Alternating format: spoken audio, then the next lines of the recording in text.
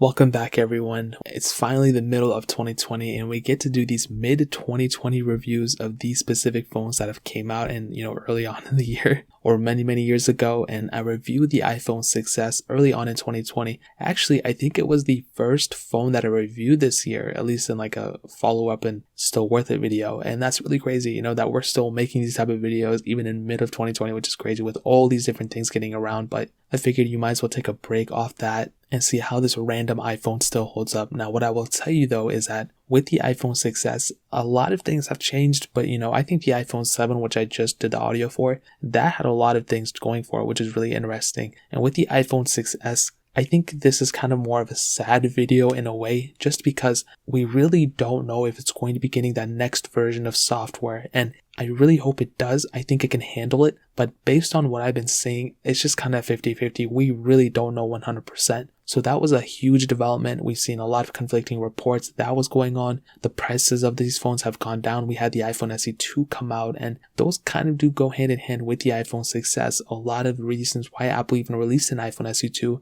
was because the iPhone 6s, 6 and 5s users needed a phone to upgrade to, and that was kind of, a no-brainer in a lot of ways. Now, you guys already know how this phone looks, so I don't need to hit on it too much in terms of the body and everything. If you want a full in-depth comparison or review, I'll leave my full review that I did early on this year in the description below. But you still have that 4.7-inch panel, which is pretty decent. You have, a lot of bezel around the display, lightning port and headphone jack on the bottom, which is really cool, single camera setup, and that rose gold option I literally love. I wish they made a rose gold with black front. I think I have an iPhone 6s Plus that's like that because it was like modified or whatever, but regardless, the body has still held up. It's pretty much almost the exact same thing as the iPhone SE2, which is kind of funny, but you have Force Touch on this display as well, which is really cool. So the body itself hasn't really changed too much. Obviously, it does look a little bit outdated, but for the most part, it gets the job done. So pricing wise, they were selling early on this year about $100 to $110 for the base model, and then about $150 to $160 for the top tier model. And as of right now, they actually have gone down in value quite a bit. The base model costs about $90 to $100,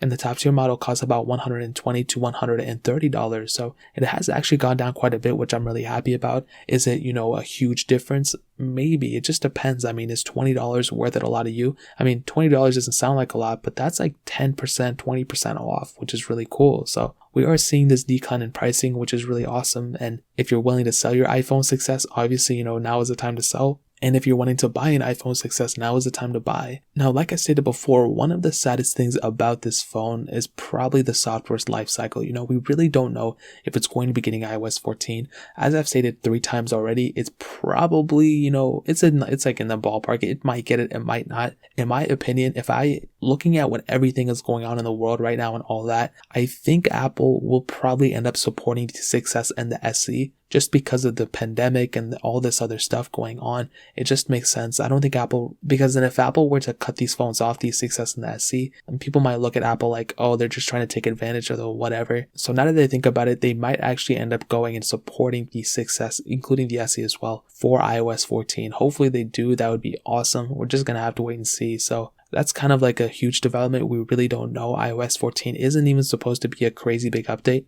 but I guess we're just going to have to wait and see what happens. So software wise, that's pretty much it. And performance wise, man, phone still performs as good as, it was early on this year. iOS 13, greatly enough, really hasn't affected performance at all. It hasn't affected battery life for me either. Everything has been pretty much smooth sailing since like the initial builds of iOS 13. I would say even since like iOS 13.1, it's been great. I haven't really had too many issues. Some things here and there do hiccup, but even when I was comparing it to my iPhone SE2 in the performance standpoints and all that, it was running things perfectly fine, man. Like it was surprising me too. Like I was like, man, it handles things perfectly good. So in terms of the performance standpoint, again, it handles apps perfectly fine. Whatever you throw at it, it's going to be perfectly good. So it's not the fastest thing in the world by any means, but it gets the job done. You still have those cameras on it, the 12 megapixel sensor, single sensor, 4K at 30 on it, and yeah, nothing's changed there, still perfectly fine. However, we have had those jailbreaks come out, and with those jailbreaks, you are able to go and add some camera tweaks. You can do portrait mode on this thing if you have those specific portrait mode 10 tweaks on it. Now again, stock wise that doesn't really matter, but you have that uncover jailbreak, you have the checkra jailbreak. I'd recommend jailbreaking your phone, guys, if you were to pick this thing up. Now ending it off with a battery life, we have a 1715 mAh battery, and the battery life is pretty average. I mean, it's been pretty weird. I mean, it's not like the best battery life even for a success,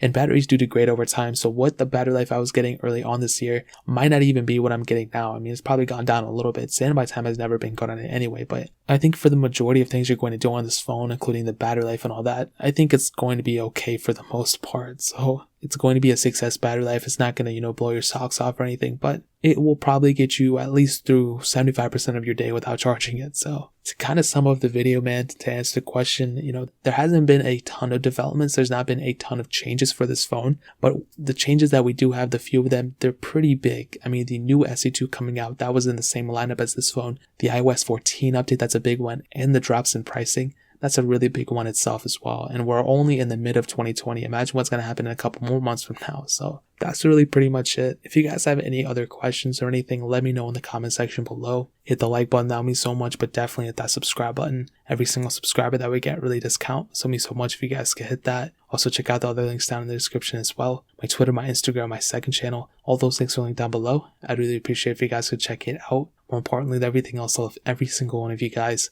Hopefully I'll catch you guys in the next video. Peace out till then.